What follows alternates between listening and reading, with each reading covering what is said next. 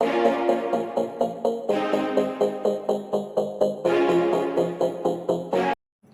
राधे, जय श्री कृष्णा। मैं रंजना सरगम अपने प्यारे से यूट्यूब चैनल पे सभी का स्वागत करती हूँ। आइए बहुत प्यारा सा नाच गीत सुनाते हैं। जैसा लगेगा आप लोग अपना आशीर्वाद प्यार दुलार दीजिएगा दोस्तों। और ये गाना दीदी के चैनल पे भी जाएगा। दीदी अपना नाम बताइए। पुष्पा राव यूपी 45। तो स्वागत करते हैं अपने चैनल पे और सुनाते हैं तुरंत देरी ना करते हुए एक बहुत ही प्यारा नाच गीत। अरे ऊंची सड़किया गलिया नीचो बलमुआ मोर हेराय गई नैना नदी। ऊंची ओ सड़किया गलिया नीचो बलमुआ मोर हेराय गई नैना नदी।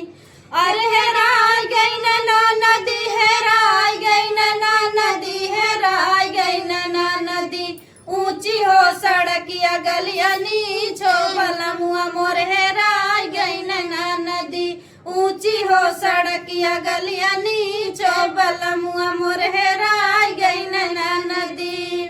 अरे बलमा के पावतो तसे नूरा बनवतो।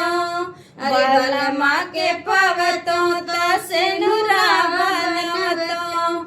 अरे रखतो मैं मांगिया के बीच बलमुआ मोर हेराय गई नैना नदी। रखतो मैं मांगिया के बीच बलमुआ मोर हेराय गई नैना नदी।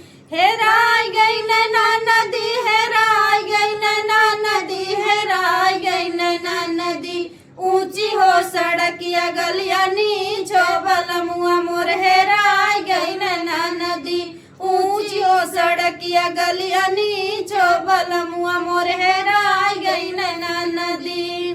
अरे बलमा के पावतो तक जरा बनवतो। बलमा के पावतो तक जरा बनवतो। अरे रखतो नया नवा के बीच बलमुआ मोर हेराय गई नैना नदी। रखतो नया नवा के बीच बलमुआ मोर हेराय गई नैना नदी। ऊंची हो सड़किया गलिया नीचो बलमुआ मोर हेराय गई नैना नदी। हेराय गई नैना नदी, हेराय गई नैना नदी, हेराय गई नैना नदी। ऊंची हो सड़किया गलिया नीचो बलमुआ मोर हेराय गई नैना नदी।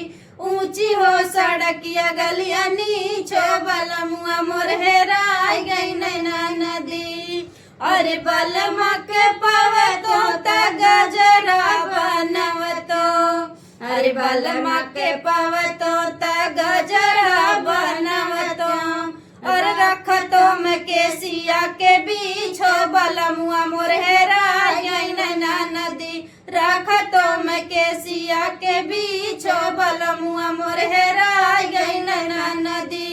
अरे हो सड़किया गलिया नीचो बलमुआ मोर हेराय गई नैना नदी।